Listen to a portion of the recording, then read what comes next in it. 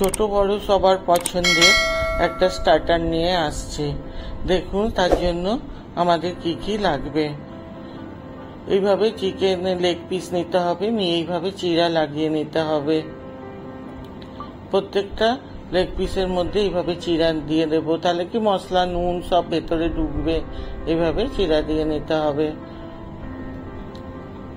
এবারে আমি আন্দাজ মতো নুন দেব, একটু লেবুর রস, একটা লেবুর রস আছে, আদা রসুনের পেস্ট 1 চামচ দিলাম, দিয়ে ওটাকে ভালো করে মাখিয়ে কিছুক্ষণের জন্য কমসে কম 15 মিনিটের জন্য রেখে দিতে হবে।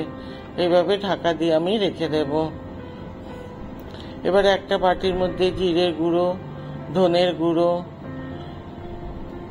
কাশ্মীরি লঙ্কার গুঁড়ো, কর্নফ্লাওয়ার দিয়ে খুব ভালো করে মিলিয়ে নেব। দিয়ে অল্প করে করে জল দিয়ে একটা পেস্ট বানিয়ে নেব। এইভাবে জল দিয়ে একসাথে জল ঢালবেন না, অল্প অল্প করে জল দিয়ে এইভাবে একটা পেস্ট বানিয়ে নিতে হবে। এবার যে চিকেনটা ম্যারিনেট করে রেখেছিলাম ওর মধ্যে দিয়ে দেবো ব্যাটারটা। এইভাবে আমি প্রত্যেকটা চিকেনের সাথে খুব ভালো করে মিলিয়ে নেব।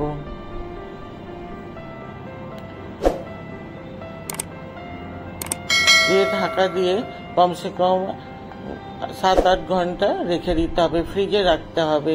এবার একটা মিক্সি জারের মধ্যে রসুন, পেঁয়াজ, শুকনো লঙ্কা, কাঁচা লঙ্কা, লেবুর রস দিয়ে একটু দরদরা করে পিষে নিতে হবে, একদম যেন মিহি পেষা না হয়। এবার কড়াইতে তেল দিতে হবে। তেলটা দেওয়ার পর গরম হয়ে যাওয়ার পর আঁচটা কমিয়ে দিয়ে চিকেনগুলো আমি ভেজে নেব। খুব কম আঁচে ভাজতে হবে, যতক্ষণ পর্যন্ত সিদ্ধ না হচ্ছে সেই হিসাবেই ভাজতে হবে।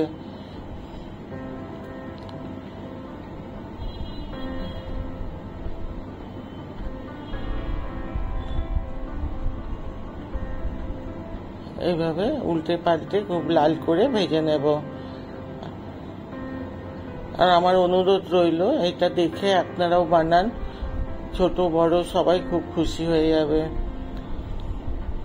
দেখুন সিদ্ধ হয়ে আসছে, হাড়ের থেকে মাংসগুলো ছেড়ে দিচ্ছে। এবারে উঠিয়ে নিয়েছি, নেওয়ার পর তেল কম করে অল্প একটু তেল রেখে যে পেঁয়াজটা করে রেখেছিলাম, যে মশলাটা পেঁয়াজের, ওইটা দিয়ে লাল করে একটু ভেজে নেব।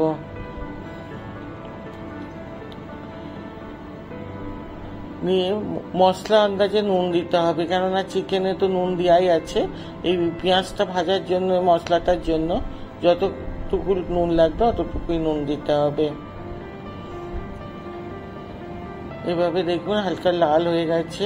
এবারে একটু রেড চিল্লি সস দিলাম, সুইট সস দিলাম, চিল্লি সুইট সস যেটা, সেটা দিয়ে দিলাম। একটু কাশ্মীরি লঙ্কার গুঁড়ো দিয়ে দিলাম, একটু ধনে পাতা দিয়েছিলাম। এইভাবে ধনে পাতাটাও খুব ভালো করে একসাথে মিলিয়ে নিতে হবে।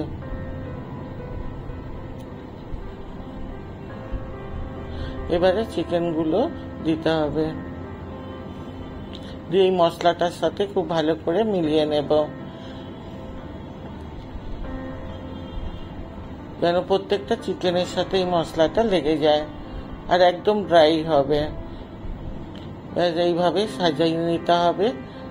এর সাথে আর কোনো সস টস কিছুই লাগবে না, কেননা সস তো দেওয়াই আছে। দেখুন এইভাবে সিদ্ধ হয়ে গেছে। ভিডিওটা ভালো লাগলে সাবস্ক্রাইব করুন, শেয়ার করুন।